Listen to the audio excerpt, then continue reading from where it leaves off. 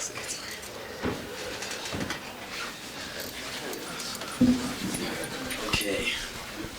we're going to now test your intestinal fortitude because you don't get a bladder break. So you're just going to have to smile, cross your legs, think of something else. Don't think of large quantities of water. Waterfalls. That joy, that wonderful feeling of expelling your bladder. Which leads me to, have you ever had like a this is off the wall, have you ever had like a real pervo experience in a public restroom? I can take things, you know, I'm a pretty easygoing guy, you know, this shit doesn't freak me out, like I can go into a bathroom and piss anytime, because a lot of guys, if you even like, if there's some other guy in a room, some guys can't piss. Like the famous Marine joke, I couldn't fill a thimble if I thought anyone was watching, you know. That's not my problem. I can go into like some hairy bus station, there's a bunch of like, you know, guys with their knuckles dragging the ground. I was in Germany a few months ago, and I was in the Hamburg train station taking a piss, and they have these raised platforms for the guys. You get up on this platform, and we're all standing there doing our thing, and this guy was so awesome. He's on my left, hands in his pockets, no, zipper up, staring at my dick like this. And I just looked, and he was just intently eyeing my dick. I mean, he wasn't even being like, no furtive glances. It was just like, I'm checking you out. And I didn't trip. I went, so what? Nothing happened. I'm like, and you try, you know, you like try and manually relax yourself. Come on. And the guy was like frozen in front of us, like, I can't believe this guy has tripped me out. And I really had to go and, you know, put it back. Looked at this guy and went, fuck, and I went upstairs and had to get back in a car and drive for like another 2 hours so I could. I'm not gonna talk about pee-pee anymore.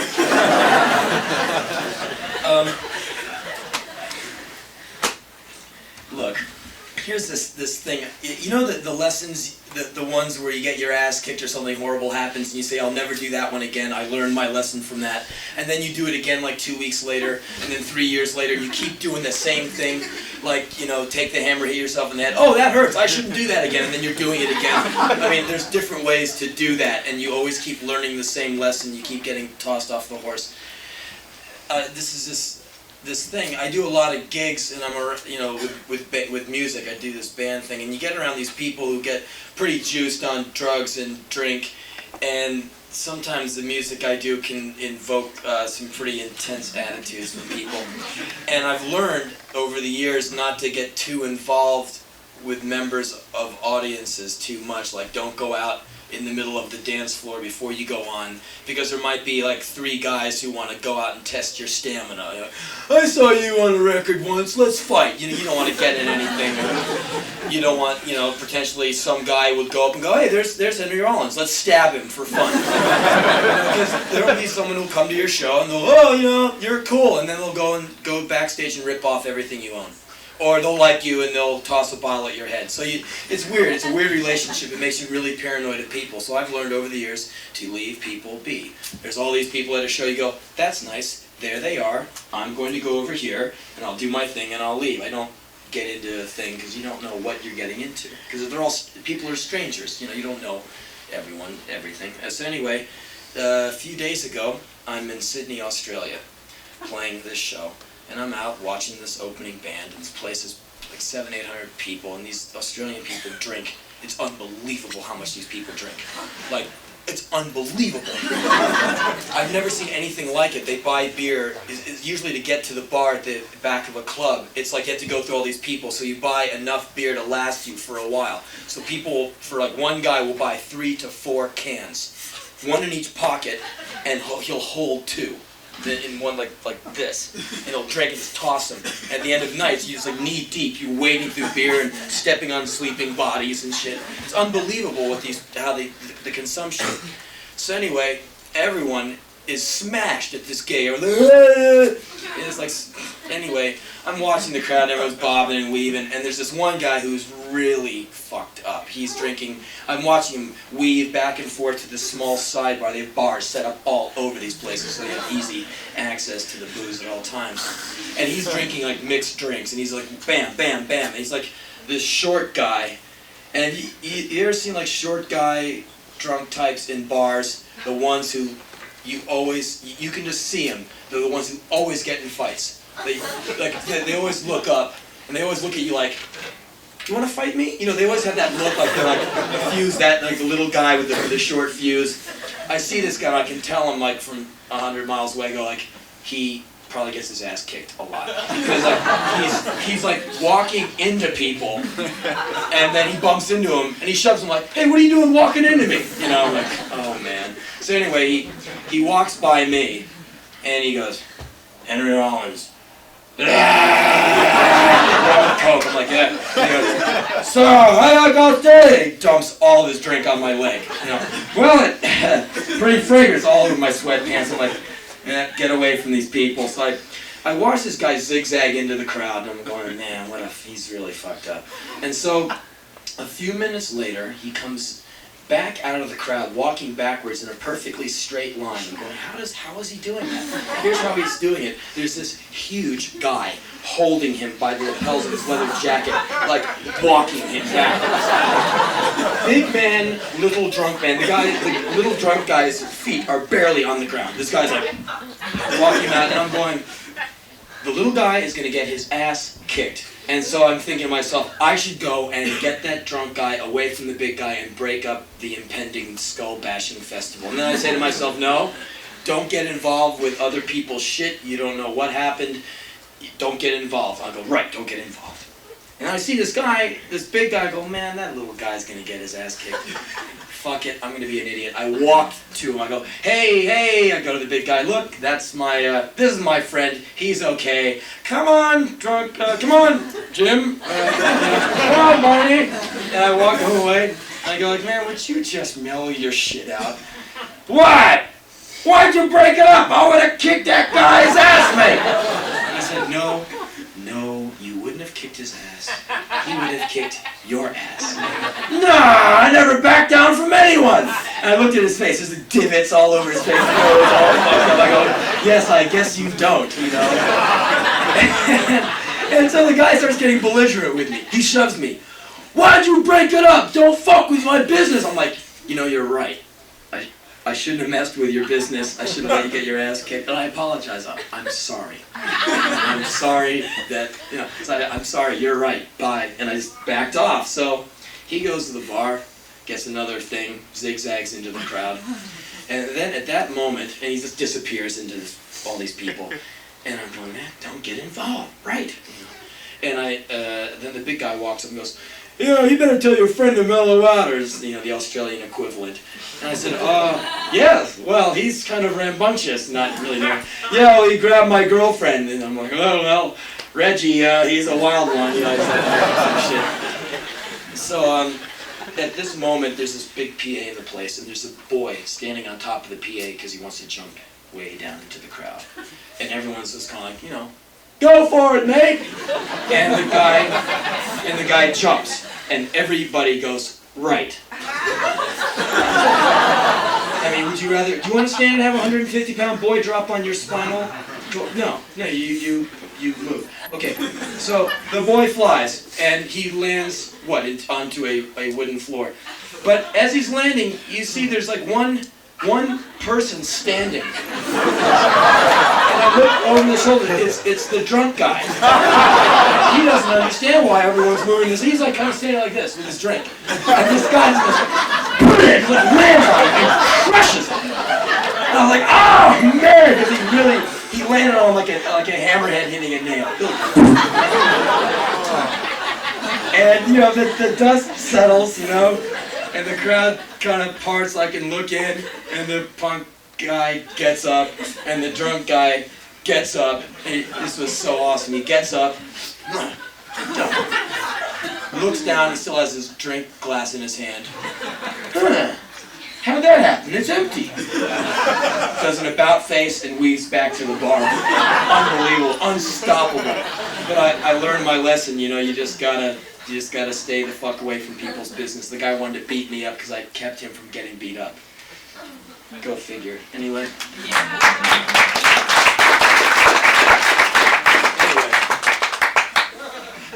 Let me just read you a little bit out of this. This is a book. I keep one of these in my backpack at all times. This one's titled, It's Ugly. And this is just, I just write in this book whenever I'm at a train station, bus station, airport, which is 7 days a week. So anyway, here's a little thing about Trenton, New Jersey, where I'm at a whole lot. Trenton, New Jersey train station tribute. Times are changing. Seems you can't depend on anyone's anything anymore. Prices going up, music going down the tubes. Who can you trust besides yourself and Madonna? The first 6 Black Sabbath albums and me. The human animal needs something to tie into, a constant. Southland Corporation? Shot to hell. Wait, don't lose it. Don't go running into the night in a panic. Don't freak out. And please, don't put that henna shit in your hair. There is a place I know where you can go and get that feeling of stability and security. And that place is the Trenton, New Jersey train station. They provide rail service for Amtrak, Jersey Transit, and SEPTA. And SEPTA is the Southeastern Pennsylvania Transit Authority. Here at Trenton, there will always be a man loaded down with garbage bags filled with who knows what, staggering around the men's room, muttering in a strange language. There will always be drug dealers working right next to the policeman. There will always be a man in the parking lot swearing he just lost his wallet. I could go on about the constants, but I'd much rather talk about the frequent and spectacular highlights that grace the halls of this port of souls. Women on crack fist-fighting. Police smirking and taking bets. Youths cuffed, led roughly down the hall to a waiting paddy wagon. A child abandoned on track 4. Look, don't sit there and get manipulated by MTV. Come to Trenton and get manipulated by some real pros. Here's a thing, let's see, I don't know where it's dated from. Here we go. New adventures unfolding every minute here in the great wild world of exhaustion. On an airplane, 2.5 hours into an at least 18 to 22 hour flight to Auckland, New Zealand. Plane is packed full, a real cast on this one. Check me out. The flight attendant, Mary. Her hands are filthy, nails chipped. A man asks her for a glass of water. She replies, "Oh, I'll see if I can make you some." I craned my neck to watch her make water. She poured it out of a pitcher and put a few ice cubes in the glass. She returned it to the man and said, "Please wait a few minutes. The ice has to cool the water down." The man in front of me has a small circular bandage behind his left ear. A hunting accident? The woman across from me sings when the plane hits turbulence. The woman next to her is drinking so much alcohol I think she's going to fall over. The young killer Marine ahead of me crossed himself as we were taking off. Yes, son, God loves Marines. That's why he blows them into little pieces all the time. Life is a whirl. And his is like hours later. The reptiles are really coming out of the rug now. Just got off the plane a few minutes ago. Few hour layover here in Honolulu. Nice out tonight. I've never been here before. Moist and hot outside. Nearly a full moon up there. The last leg was hellish. Steel Magnolias was on. I kept dozing off and waking up to see Sally Fields. And if that's not torture, I don't know what is. The movie before was that one where John Travolta is taking care of some fat infant. That has Bruce Willis doing voiceovers. Terrifying. My brain is melting down. I started thinking about if you went to Disneyland and made all the guys in the animal costumes switch heads. Sure, duck body, mouse head. Warp those brats early on, I say. Hey, let me fly the plane. Here's this last thing from Coolangatta, Australia. You know how I'm sure most of you have been to Europe, where in Europe women act like women. They carry themselves as human beings.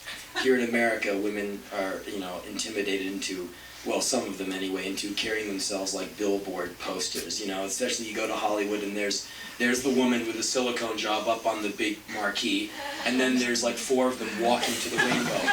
Oh, excuse me, my things are in the way. You're like, God, what? Why did you believe the hype, But in Australia, if you ever go there and you want to get that taste of America fucked upness, it's all over there. Racist, sexist, violent, alcoholic, crazy motherfuckers in Australia. People always, the first question, so how do you like Australia? I mean, anywhere you go, they ask you, how do you like it? How do you like Boise? Because it's no big deal, it's just cities. Well, yeah, you have nice cars on the streets. My hotel room is nice. It only leaks out of 4 corners. And so I came up with the answer that really pissed them off. They always ask you, like on the radio stations, they have the black music hour at 4 in the morning. They play like some cheesy disco record they found. Yeah, but that'll satisfy them, So they asked me, how do you like Australia? And my uniform answer was, yeah, it's as close as I ever want to get to South Africa. And we're like... But anyway, here's this thing. So tonight we're playing in Coolangatta. There's a dress code.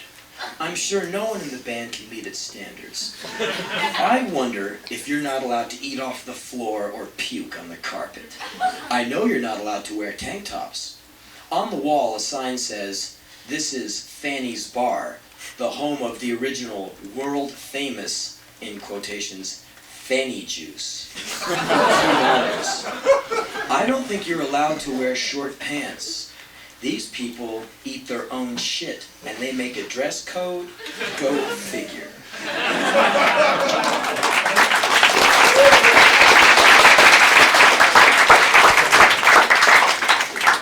Yes, a lot of men refer to coitus as rooting. Oh, you're gonna go get your root. You have to feel like some kind of real foreigner. Excuse me? A root is something that grows in the ground, mister. Yeah. Anyway, here's this thing I think about a lot. A state of mind I spend a lot of time in, hanging around in, is the world of ignorance. And ignorance and misunderstanding is what keeps, the prison bars nice and straight. Keeps the walls up, keeps the bullets flying back and forth, keeps people away from each other. And misunderstanding is what just keeps you in your own hole, keeps you in your foxhole for all of your days, And I always map out those great moments of misunderstanding. This is a beautiful moment of misunderstanding. A few months ago, I was going through the New York Times, reading the New York Times. I see this picture of a man standing in some hallway like this.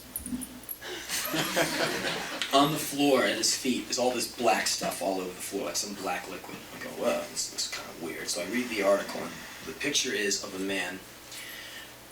The black shit on the floor is his son's blood. Now, here's what happened. The day before the photo was taken, the boy's son, the man's son, who was 20 years old, runs around the house with 2 knives, saying, "I'm going to kill myself, I'm going to kill myself."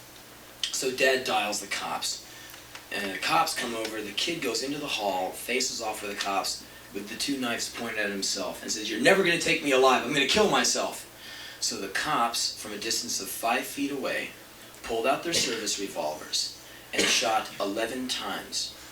8 bullets hit the 20-year-old boy's body from a distance of an arm length and a half. Now, we don't have... I don't think there's any nuclear physicists or rocket scientists in the house tonight, but we don't need that kind of brain power to understand what 8.38 caliber bullets does to a human body at that distance. If you want to see what it looks like, go to McDonald's and pull back the lettuce.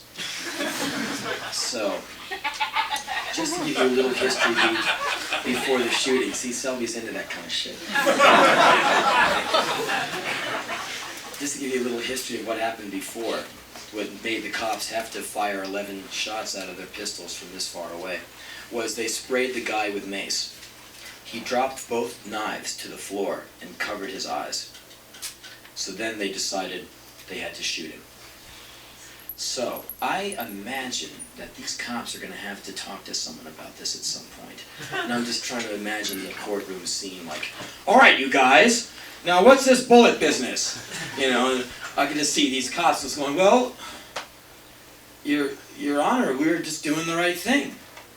Well, can you explain to the court how you were doing the right thing? I mean, you shot a 20-year-old boy 8 times, 9 times, for holding his hands in front of his face and being bent over with knives, 5 feet away from his body.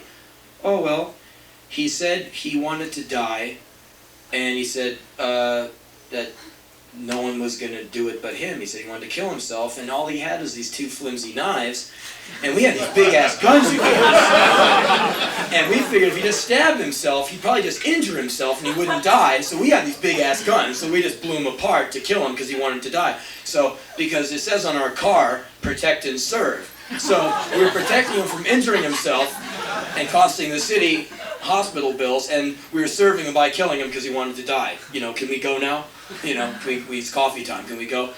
Oh, okay. It's a misunderstanding. The cops probably thought that they were doing the right thing. Okay. Here's an instance of misunderstanding where no one dies. Okay, this is kind of fun. A few months ago, I'm in Zagreb, Yugoslavia, with the band, and we're rocking out, having a wonderful time. We load into the club. We're in the Eastern Bloc, where things are it's kind of a different experience over there. So we load in the equipment, we put it all on stage, and there's no PA in there, no sound system. We go, excuse me, Mr. Promoter, where's the PA? Oh, it comes soon. I go, okay, that's cool. It's only 40 minutes before we're supposed to open the doors. That's okay. So when is this PA coming in? Oh, it is here now. I see a guy walking in. You have the PA in a truck? You want us to help you load it in? Oh no, I have it here in my pocket. It's down, one little speaker here. Don't knock it over. Oh, okay. I go, oh, that's nice. Do you have any monitors? So the band can hear themselves? And this is like the classic excuse of a shitty promoter or sound man. Oh, you want monitors? Oh, no band's ever asked for them. We didn't bring them. Right. Oh, okay. No monitors? Fine. No sound problems, right? We go, okay, fine. No PA problems, no monitors, no monitor problems. We don't have to check the monitors. Fine. Can you give us something to drink? Because we're going to be some hot, sweaty rock and roll animals up here. Oh, you want something to drink? Yeah, how about like some water? Oh, okay, I go get some. Comes back, an hour later, 5 years later, with like a glass of water. Here it is. I'm like, oh, okay. I'll put it over here by the drums so no one knocks it over. I hope it doesn't evaporate. Can you get like about 80 more of those?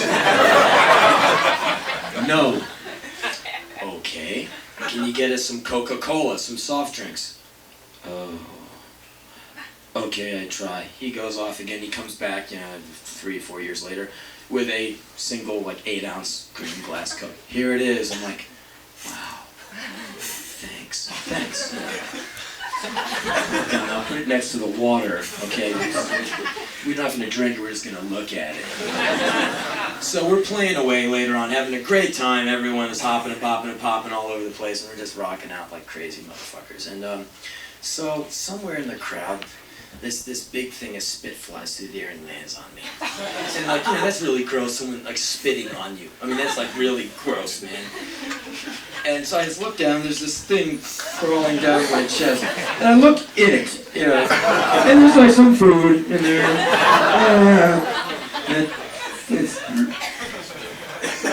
So I keep on rocking out, and then another one flies up, And when I see the direction, I kind of catch it out of the corner of my eye, it lands on me. Oh, okay, it's coming from right field or left field out there. Okay. So now I'm having to rock out, but I have to kind of keep one eye trained on, because I'm looking for Mr. Spit person. So, rocking out, baby, tonight, come on, whoa, hey. However the fuck it goes, I don't write the shit, I just stand in front of it. Anyway,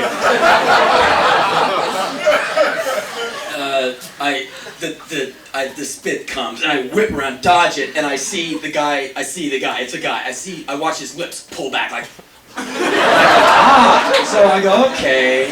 So I got all night to get together with this guy, so I don't push it. I just like observe him. And this guy he's a punk rock dude. He's got a mohawk that's on kind of crooked. And it goes like this thing crawling down the side of his head. And I was just wondering to myself, well, one of two things. Either he wanted to be kind of stylish and be kind of roguish and have it on the side like a beret, kind of like a mo on the side.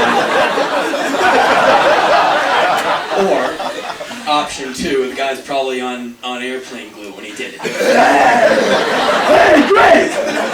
So I go, okay, Mohawk dude, I'll catch up with you later on. So we rocking out, having a great time, and we come to one song in the set where everyone seems to know the words. I think it was Rock Woman, Send Me to an Early Grave Tonight. I think that was the one. So everyone, I'm going like, Rock Woman, send me to an early grave tonight. Yay, we're all singing along, happy time in the Eastern Bloc. So I see Mohawk Spitman. Spitman is inching up to the stage. He wants to sing. I'm like, oh, okay.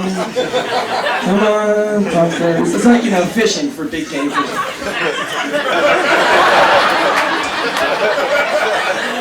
And one sing, okay, yeah, right, yeah, anarchy, unity, right, here we go. Okay, here's your big moment, here's your face right there, here we go, here's your time to sing, and pow, smoke the least down. And spit on me, you dick. So, Mohawk dude falls out. He gets up, his mouth is bleeding, and he gives me this look like, what's your problem? And he goes, goes back to dancing. Whatever. So after the show, we're loading out the equipment, and there's Spitman. I walk up, I go, hey, Spitman. What, you want to get your ass kicked some more? Come on, we'll go on the street. I'll fucking decimate you in front of your snotty-nosed friends. Come on, let's go. I'm gonna kill you. He's like, wait. I'm like, wait for what? You want to wait for press coverage on this? Come on. He's like, no, wait, I'm not fighting you. I'm like, that's too bad, because I'm going to fight you. That guy spat on me. Why you want to fight on me? You spit on me. Why did you hit me? Because you spat on me. You don't spit on me. I am in band. I am punk rock. We spit on people when we like them. I wait 4 years to see your band. You are my favorite singer. I sing your texts. And you hitted me. I take train 5 hours to see you. I sleep in train station tonight and you hitted me. And I'm like...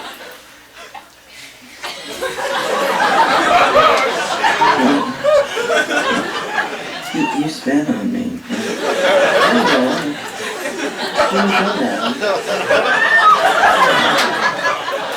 I'm a little bit too old to be playing with this kind of... I'm sorry. And the guy's like almost in tears. What? You did? Look at me. You hitted me. I'm like... I'm sorry. Okay, so look. Here's the bottom line of the story, okay? I kind of skulked away. And just kind of limped out of Zagreb. Here's the bottom line of the story. I don't know many of you here tonight. You could already have your tickets booked to Zagreb. You could be planning that weekend runaway to Zagreb. You could be like, boss isn't looking, boyfriend, girlfriend's not looking. Got the tickets to Zagreb, let's go. I mean, you could be going there any minute now, okay. Just so you know, travel tips from an old pro here. Next time you're in Zagreb, and someone, you're hanging out at the cafe, waiting in line for a piece of bread or something, whatever. The next time you're in Zagreb, and someone spits on you, just look that person in the eye and go, hey, I like you too. See, it was just all a misunderstanding.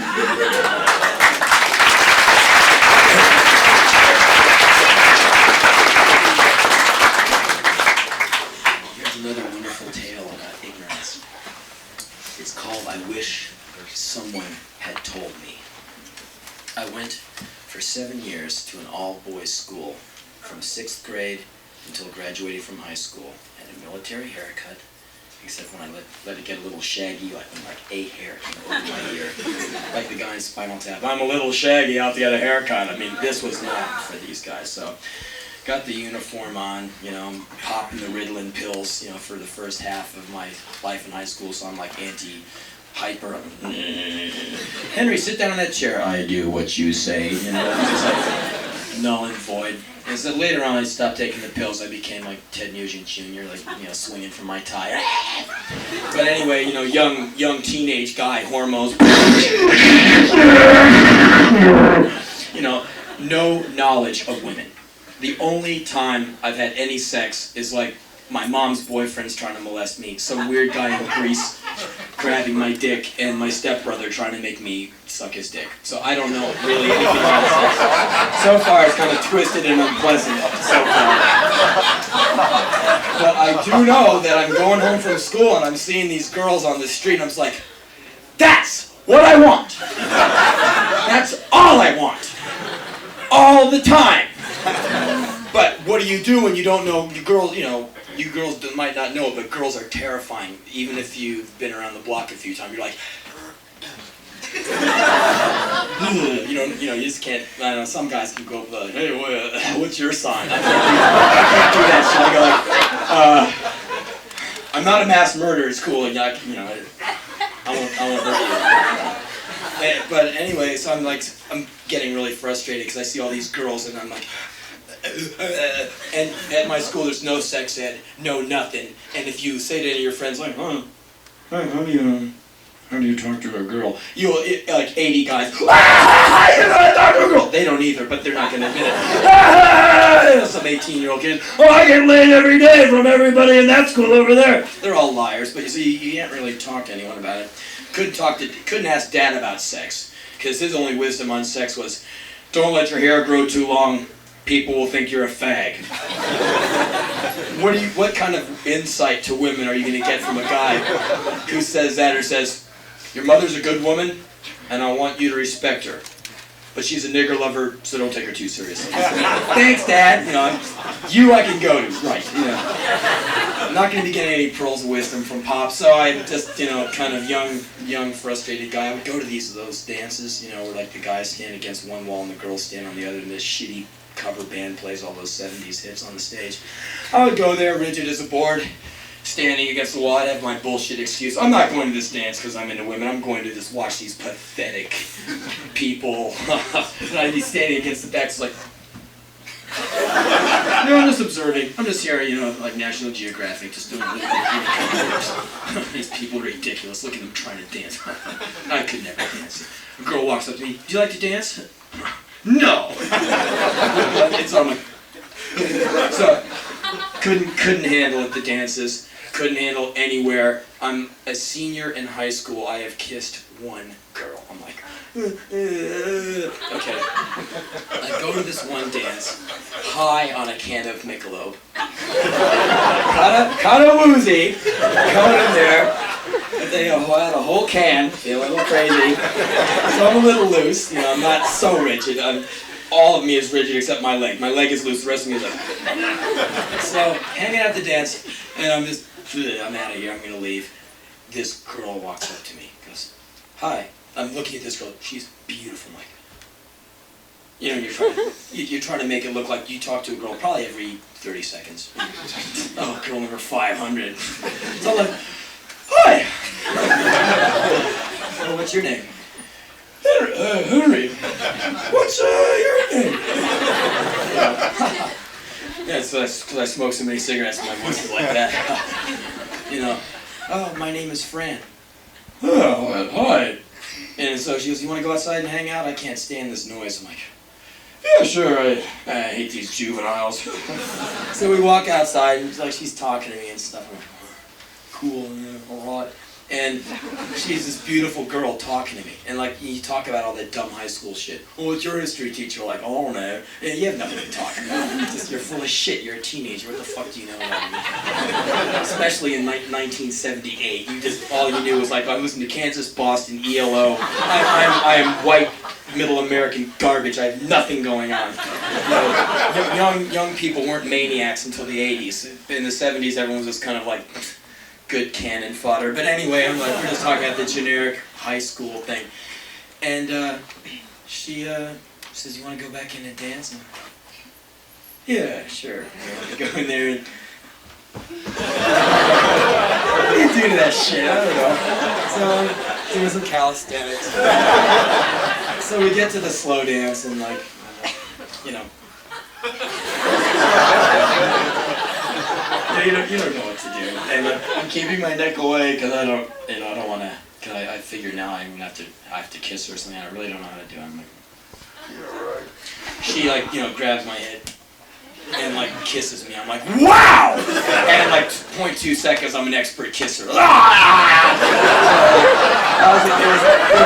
unbelievable. I was like, holy shit, it's happening! Life has started. And like, the dance lasted, another 20 minutes. We're like attached at the mouth. We go walk out. So afterwards, I'm like, man, now I'm like, hey. So maybe I can call you sometime. She goes, yeah, great. Here's my number. Let's go out next weekend. I'm like, really? She's like, yeah. I'm like, wow. So all of a sudden, I've got this girlfriend. I go back to school. I'm like, hey, I'm out with a girl. And they're like, not you. The snake freak has a girlfriend. Hey, they do Devo.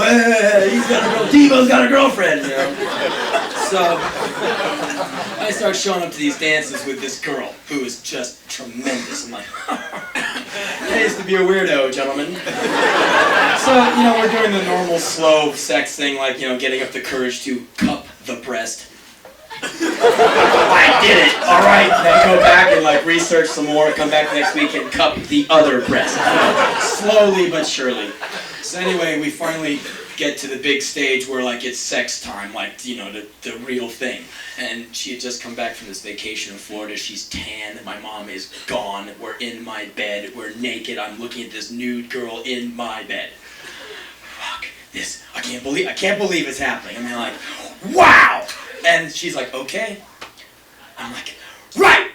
And I look down at my dick, and my dick is like, no way! I'm like, let's go, come on. It's time to get into the Led Zeppelin thing, come on. Would you give me a break here? I've been waiting all my life to do this. No, I can't, man. I'm terrified and inexperienced. Don't fuck with me.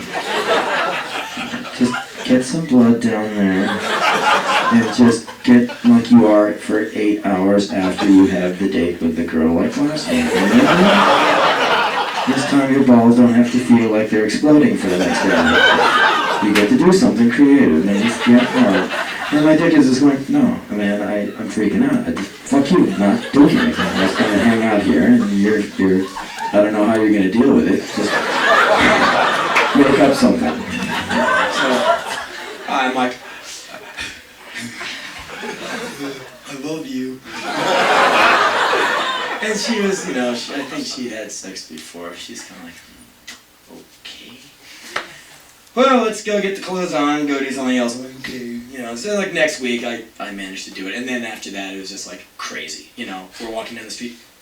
She's like, no. Like, there's some bushes over there. No. What about the phone booth? We did it twice this morning. Just, I'm in pain. Leave me alone. Well, maybe you should take some Tylenol and, I think there's an empty seat in the back of a bus going somewhere. I was like relentless. And so finally that relationship blew up, So anyway, I graduate from high school, I'm on the streets. With one girl down, it's all I'm thinking about is like music and women. I'm like, music, sex and rock and roll. That's it, that's my life, that's all I want to do is women and music. Right on, I got it all mapped out. I'm going to do women and music until I die. Cool. So I'm not only in women because the first one was a fluke. She came on to me. Still didn't know how to meet women. So I'm like walking around. I can't do it anymore. So anyway, I'm at this show one night, and I go to the men's room, take a piss, turn around, and this girl grabs me, slams me up against the wall, and starts kissing me. I'm like, wow. And I know this girl. She's like a local in our little Washington, D.C. music scene. She's like this 14-year-old girl who has screwed like 6 of my friends. She's like really hot to trot. And I'm like, oh, it's that girl. Sex machine. And she's like mauling me. I'm like, wow, this is really great. And she's like, grabs me, take me home. I'm like, okay, yeah, right. Fucking A, jump in my VW, real stud mobile. And we go like powering to her house. And she goes, okay, and she's like, I'm trying to drive. She's like, grabbing my dick through my pants. I'm like, trying to break, right? It's really hard to concentrate when the fun stuff is happening down here and you gotta keep a car from driving into another car. Anyway, we get back to her house. She goes, okay, we have to tiptoe past my mother's room. Oh, wow. Oh, okay, I'm still into this because there's a 14-year-old girl but taking me by my dick down to her room. So I'm tiptoeing. Everything is wonderful. We get into her room. I'm like, wow, man, because I can hear her mom breathing next door. She takes my clothes off, takes her clothes off. We're naked in bed. I'm looking down at this awesome little teenage girl. I'm like, and then the mind, and what most people would do was most guys would do all right, I've died and gone to heaven, attack. I'm like, okay, right, I can hear her mom. And then the mind, you get one evil thought going, and it's domino time. There's laws against this. And then all of a sudden she's grabbing my dick, and I'm going, wait a minute, she's more aggro on this shit than I am. And I didn't know how to handle it, so I'm like, this girl's pushing me down, oh fuck, hey, wait a minute, I'm the man here, come on. And she's not even letting me up for air. And so I'm like, she's like, okay. I'm like, right. And I look down at my dick, okay. And then my dick is like, are you kidding, man? This is freaking me out. And this girl's just too pushy. I don't know what to do. I'm like, oh no. Look, we've done this before. You've done it right 150 million times in the last 8 months. Would you just get it together? I can't, man. There's the mother next door, and there's the laws against this shit, and she's more into it than you are. You can't handle it, can't you? Yes, I can. If you just get yourself up like a flagpole, we can get this over with, and I can just have something to brag about with you. Just get it happening.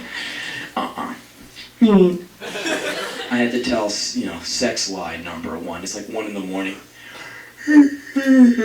Boy, I sure am tired from seeing that band. She's like, no, you're not tired. She's grabbing my dick. A lot of women, they think if they just grab your dick, that's fine. That's all you need. They don't understand that it's a sensitive organ. You're like, yeah, good. You're trying to be polite. Oh, yes, it's very nice. So, she's also,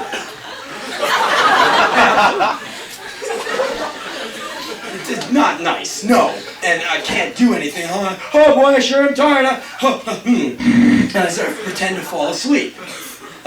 How hard, can you really honestly sleep so deeply that a young nude woman crawling on your body, yanking your dick and pulling your hair will wake you up? Oh no, didn't wake me up. The more she pull on me, the louder and harder I snore. I'm really sleeping. Oh, dreaming so hard.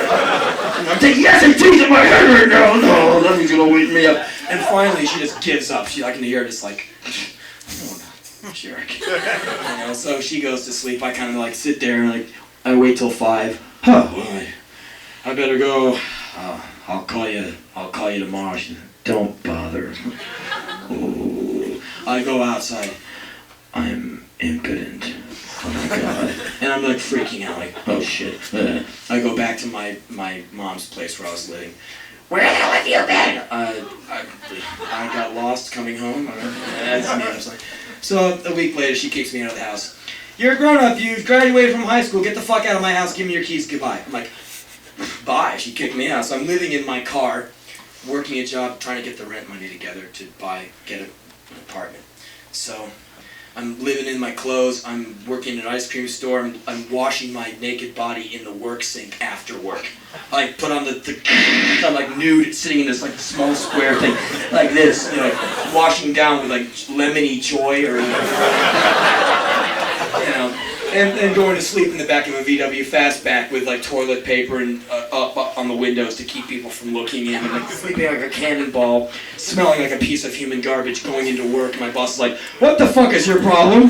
Get some clothes on." I'm sorry, you know, I'm the manager of the store. I smell like someone's butt. So anyway, this gnarly girl on the old DC music scene, she has like, you know, 9 earrings in each ear, one in her nose, one in her mouth, one of her nipples is pierced. She dresses on this black leather. She's really scary. She had the first one I ever could talk to who had tattoos. I mean, she was like really like, you know, smack me in the head and fuck me. Really crazy. Run your Harley over my face. She's really kind of intimidating. Everyone just knew her, but kind of like, yeah, I wonder what she does when she's off, you know. I wonder who she beats for money. Anyway, she comes into the store one day. "Hey, here you don't have a place to live. Look, if you want to come over to my house, you know, you can stay there until you get yourself a place." And I'm going, looking at, you know, my God, where's her whip, you know? She's into all that, the cock rings all over her. I'm like, and in my mind I'm going, "Lady, I would rather sleep in a pile of zebra shit." But I go like, you know, I could really use some food and some laundry. Yeah, okay, what's your address? Take down her address. I show up after work. And I go, okay, eat the dinner. She makes me dinner. I do my laundry down the street, take the shower. It's kind of cool, you know. I'm like, all right. She goes, "Well, it's bedtime." I said, "Right. Well, just give me a blanket and I'll just curl up here in front of the TV." She's like, "I got a, you know, large bed." I'm like, budget apartments. "No, I'll take the floor. I'll take door number 3, the floor, thanks." So she goes, "All right," gives me a pillow and a blanket. I'm like, "Oh boy, I sure am tired. I'm gonna sleep like a rock tonight." So I go to sleep, wake up in the middle of the night. Why do I wake up after like a 9-hour shift? Why do I wake up? Because there's these breasts hitting me in my face. I open my eyes. There's S&M leather woman nude, straddled on top of me, looking down. I guess it's sex time. I'm like looking up, and she's like, you know, grabs my dick. Like, that's really supposed to make it happen. And I'm looking up at this like really scary girl. I thought I was dreaming. She's grabbing my dick. I am not attracted to this girl. Not to say that she was ugly. I'm just saying that I was not attracted to her in any way at all. I'd like to maybe see her in a John Waters movie. Otherwise, I want no contact except maybe I'll go observe her in the primate section of the zoo. Anyway, I'm like, but in my mind I'm going, well, wait a minute. There's a nude woman in front of you. You should be able to perform the act. I mean, even if you don't want to, the dick should just go boing like a spring chicken. Don't let me down now. You did it. You blew it last week with the young nympho. Don't fuck me around now. Let's get it together. My dick is like, would you look at that woman? Forget it. I'm not going anywhere near that. Would you please just be a man for once? Okay? Can we just fake it? There's a bit of there. Would you please get it together? My dick is like, fuck you, man. I'm an independent agent. I don't, you know, I'm not signed to you, man. I'm gonna do my own thing. I'm tired. Go away and get that woman away from me. She's hurting me. Her rings are cutting me. I'm like, rip her hand off. I'm really tired. Sex line number 2. She looks down at me like, oh, loser. Goes back to her room. I get kicked out the next day. I don't think you can stay here anymore. Okay, see you. So now, here I am on the street. Couldn't get happening with 2 girls in a row. I must be flawed. I must be impotent. The rest of my life I'm going to be this way. I'm, you know, have a day off from work. I'm driving in my car like, oh shit. I go to a restaurant. I sit down with a piece of paper. I outline both days. everything I ate, what music I listened to, where I went. I'm looking for case history to find out why I couldn't do the thing. Well, I listened to this band, I saw this, and I couldn't get it. What's the similarities here? Same town, they're both resembling females, and I couldn't find one. I'm impotent. I'm subhuman. I can't function. I didn't have any knowledge of just sometimes you just can't. No one told me that. So where can I go to explain my dead dick problem to someone? Mom? Hey Mom, I tried to have I wanted to have sex with 2 girls and it didn't happen. What the hell do you want me to do about it?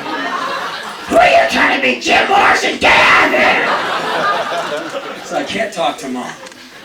Dad, I haven't been able to talk to Dad for years. Imagine that, going to him. Dad, I can't, I tried to get an erection with 2 different girls, I couldn't do it. Get out of my house, you faggot! I wouldn't last a second with him. I'm gonna go to my friends. Hey guys, all hanging out. We've been through everything together, fist fights, we've, grown up skateboards, bikes, punk rock, we're sewn together at the hips, I love you guys. We're gonna go through life together, this is it, and, I can trust you, you can trust me, I got your back, you got mine. I wasn't able to have sex with 2 different girls. You think they're gonna go, oh Hank, man, it's cool, don't worry about it, sometimes it happens, don't worry about it. You think they're gonna say that? I don't think so. I think they're all going to be on their back, with their arms and legs. In the air going, oh Henry, oh man! Then they get up like, hey man, hey, don't come too close! Hey, Henry! Henry, I got a number on the phone booth. Hey Henry, get away! Hey, don't look at me, man! So I can't talk to anyone. And I'm walking around like, man, people go, man, what the fuck's your problem? I'm like, nothing. I'm just gonna be this way for the rest of my life. And so I went for like 18 months, no women. I just couldn't. I'd see one, she's like, hey, what do you want to go do something after this show? I'm like, yes, but no, because, in my mind I'm going, well, I might, if I'm unable to do it a 3rd time, I just might throw myself off a bridge. So I didn't even want to risk it. I was too afraid of not being able to do it, So finally, years later, I'm in this band, I'm in Black Flag, and there's like 8 zillion people going like, alright! I go after a show, there's like all these girls going like, alright! I'm like, and finally I found one, and I had sex, and then I was like a maniac after that, but God, 20 years old, fronting this intense band, having had sex with 1 girl in your whole life, and there's all these women who are just like, you're in this big punk-ass band, all these like women with mohawks, like, right? And you're not able to do anything, and it's a real hairy confession to make, but it's the truth, man, because the reason I say this is because there's a few of you guys who know what I mean. It's terrifying, and also you see the damage that ignorance does. See, that was a tough 18 months, man. That was 18 months of going, fuck, man, I don't work. I don't fit, I don't work, fuck it. And you know what happened? I didn't touch no women, but I got in like fist fights like every 40 seconds. I was crazy, man. I can't fuck, but I'll kill you. And I was like psycho. Just crazy. And the worst, Saturday night, I'm like, yeah. And I would fucking destroy and get destroyed and get fucked up and like it. Thanks, I'll put my nose back later. So finally I got it together, but you see what a mother ignorance is, man. And I still have a hard time with that shit. I'm still asshole number 1, but Lord. Anyway, I got back from New Zealand yesterday afternoon in a little bit of a jet lag frenzy, and I wrote these 3 pages of things, and I'm going to read them to you, okay? Oh yeah, so like I said, the punchline of that story is, I wish someone had told me. Like when I was 14 in a sex ed class. Sometimes your erectile tissue will say, fuck you. If I just heard that, I would have been fine. But anyway. So now we can all laugh at the guy on stage. Anyway, here's this thing. Gone too far to be forgiven. I can't undo what I did. Can't repair what or who I broke. Gone too far to change. People don't change. They just find better ways to cover themselves. Gone too far to take the lines from my face. Can't not see what I saw. This is it. There's a long trail behind me and a shorter piece up ahead. The brightest lights have shone. The loudest roar has been uttered, and now I'm getting down to it. Instances of time flash and pass. They get suspiciously similar. I see the same things with different names in different places. I've gone too far to ever love your world. Know too much to ever call it home. Gone too far to not see the fist in my hand. Know enough to know that I will always come crawling back to learn the same lessons in pain. Here's this thing about selfishness, this thing that we keep seeming to do each other year after year. It's called black box. Here's something ugly. I want you to have it. Here's my hate. I want you to have it because I hate it. Here's my rage. It fills me with rage. I want you to have it. Here, open up this black box. Watch me watch you watch me. Here's my love, all of it. I never want to see it again. It makes me lovesick. I want you to have it. Take it all. It's all in this black box. Here, open it up. Watch the monsters come out. My filth, my greed, my destructive nature, my animal impulses, my fear. Take it. Open it up. Spread it around. Open the wound. Come inside. Show me. And in continuation on that concept, look inside the wound. What do you see? The many-headed night, the endless, ever-shifting possibility. Rip away the covering. See what you're made of. See the damage done. It's all you.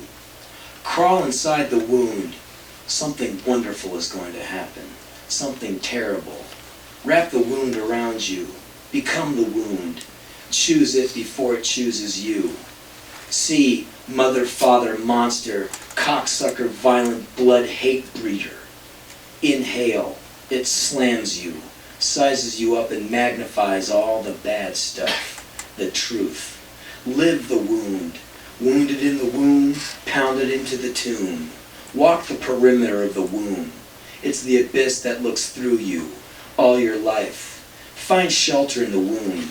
Get away from them because they'll never understand you. They're too busy with their own wound. Endure the wound.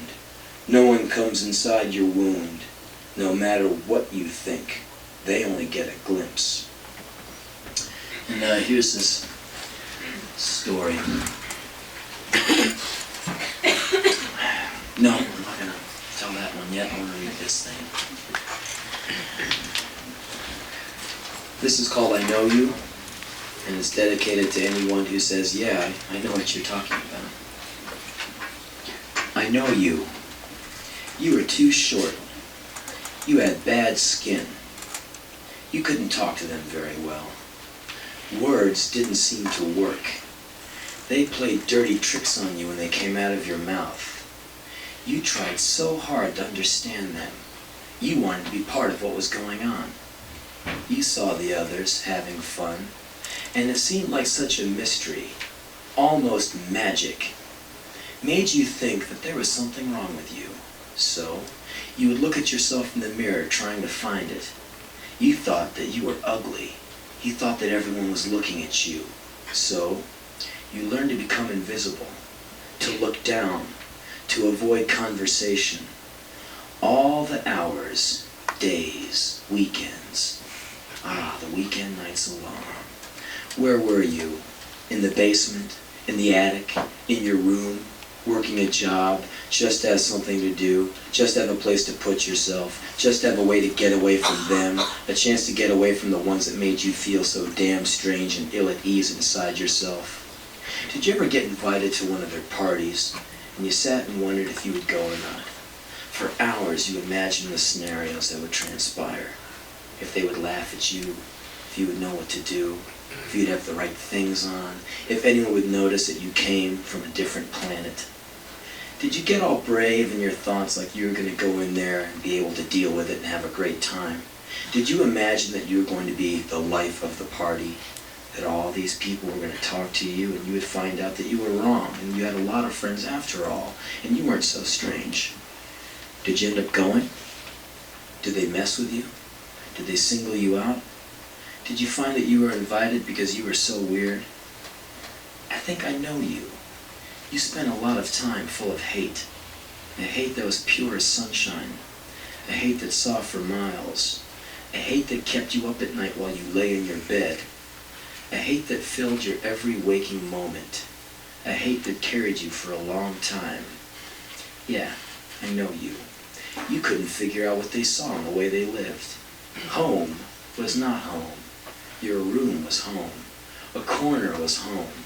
The place they weren't, that was home. I know you. You're sensitive. And you hide it because you fear getting stepped on one more time. It seems like every time you show a part of yourself that's the least bit vulnerable, someone comes over and takes advantage of you. One of them steps on you. They mistake kindness for weakness. But you know the difference. You've been the brunt of their weakness for years, and strength is something you know a bit about because you had to be strong in order to keep yourself alive. You spent enough time by yourself. You know yourself very well now. And you don't trust people because you know them too well. You try to get close to someone, find a special person, someone you can be with, someone you can touch, someone you can talk to, someone that you won't feel so strange around. And you found that they don't really exist. You feel closer to people on movie screens. Yeah, I think I know you. You spend a lot of time daydreaming, like in your head. In fact, people have made comment to that effect, telling you that you're too self-involved and self-centered. But they don't know, do they, about the long night shifts alone, about the years of keeping yourself company, all the nights when you wrapped your arms around yourself so you could imagine someone holding you, the hours of indecision, self-doubt, the intense depression, the blinding hate, the rage that made you stagger, the devastation of rejection. Well, maybe they do know. But if they do, they sure do a good job of hiding it. It astounds you how they can be so smooth, how well they seem to pass through life, as if life itself was some kind of divine gift to them. And it infuriates you to watch yourself and your apparent skill in finding every way possible to screw it up. For you, life is a long trip, kind of scary and wonderful. Birds singing at night sing to you. The rain and the sun and the change of the seasons are true friends that greet you. Solitude is a hard-won ally, faithful and patient. I know you. Yeah.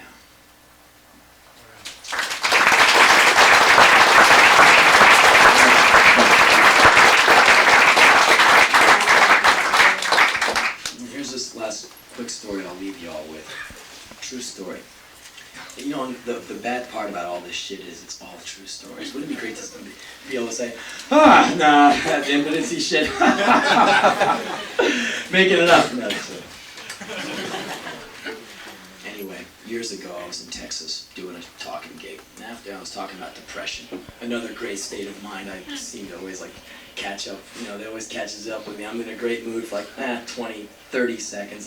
Wow! And all of a sudden, we're and then I'm the first 6 Black Sabbath albums, which is not bad. After 29 years, you get used to it. Anyway, I was in Texas a few years ago doing this talking show, talking about depression, really canoeing through the river Styx, And afterwards, this guy comes up to me, and I'm just checking this guy out because he looks really funny. I was looking at him eye to eye. Got this kind of flat top, but not one of those new wave surfer boy flat tops, a kind of electrician gets, a real one, a military one. He's got kind of these, Elmo glasses, and he's got some kind of bowling shirt on. And I'm just looking down, and I see he's got these plaid shorts on. I'm just what a kook. I like this guy, total misfit.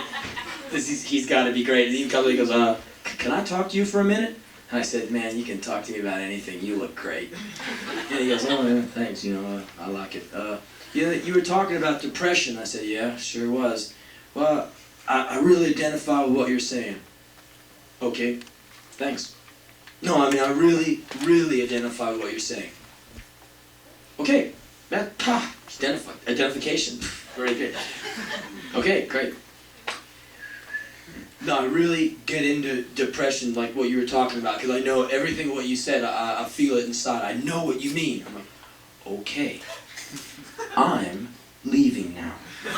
I'm getting on my space shuttle. You get on yours. Bye, And he goes, can I tell you a story? I'm like, sure. Tell me the story. He goes, well, I had this problem with depression, so I tried to kill myself. I'm like, yeah, you and every other, guy who claims to be alive. And, I tried to slash my wrist. And, like, all the people on some independent music type scenes all tried to slash it. Look, it's a little mark. I'm playing Susie and the Banshees record and I kind of went for it, Oh, really? You played like one whole drop and terrifying. Everyone has tried that one. Oh, this is it. Oh, that was a life-affirming experience. I'll never do that again. So he goes, well, here, and he goes like this. And this guy has a scar from here to here that looked like some makeup job in a splatter film. This big snake of scar tissue going up his arm. I'm like, fuck, man, what'd you do? He goes, I tried to kill myself. And my biology teacher told me years ago, you really can't really bleed to death if you cut this way. If you really want to do it right, you go in deep and you go all the way up to the elbow. But I don't know for sure. I don't hang around with dead people much. Only in Orange County. Anyway, had to get one of those in. 50-cent laugh. Okay. So I'm looking at this guy going, man, that's really intense. How did you survive that? He goes, well, I got rushed to the hospital, lost a lot of blood, and I survived it. I'm like, fuck, that's really intense. He goes, well, I figured I'd be over it, after surviving that. I said, yeah, I'll say. But I didn't. I didn't get over it, and I tried to kill myself again. I tried to shoot myself with a shotgun. And you missed? I mean, they have a pretty big range, and usually people go for it like this close. I don't see how you miss, As well, the shotgun slipped, and he looked, and I'm not kidding, he looks at it, he goes, oh, I shot myself in the leg. And the first time I look at his leg, he has a fake leg. Like, fake, from here down. He's got the fake, knee joint. I'm like, whoa, and I knock on his leg. I go, that's awesome. It's incredible, because it's got like this high top Ked sneaker on it, like total like gook, geek shoe, like, and he's got the whole thing, like new wave, psychotic guy, like the bowling shirt, the Kmart pants, the high top black sneakers. He's doing it. I'm like, you're awesome. Big snake on your arm, fake leg, dumbass clothes. You're a superstar. You're amazing. And he's like, yeah. So anyway, they chopped my leg off, and I became addicted to morphine in the hospital. And then I got cut loose from the hospital, and I had to switch to heroin. And so here I am, an amputee with a habit, and I hate life, and and I said I managed to get off heroin, and I'm strong now, and I feel good, and I'll tell you something. And I'm like, what? I mean, anything he's gonna say, I'm just waiting for this guy. I'm like, what? Because I've been down there, and I'm never going down there again. And I was like, fuck, right on.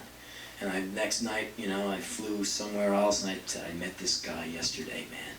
Fucking incredible guy. And he tried to blow his leg off, blow his head off. He missed it in the leg. He has this, and he's never going down there again. I was telling people this guy was amazing. I talked to some people after he left, and people come up, oh, so you met the Immortal. And that's what everyone calls him. Yeah, man, the Immortal's cool, man. He's a great guy. He tried to, I said, yes, I heard about it. He missed, yeah. So, years later, I'm in this other band, and I'm touring around America. And we're in Kalamazoo, Michigan. Long way from Dallas. Long way. And this guy walks up to me. Some guy goes, you remember me? And I look at him. I go, yeah, I remember you.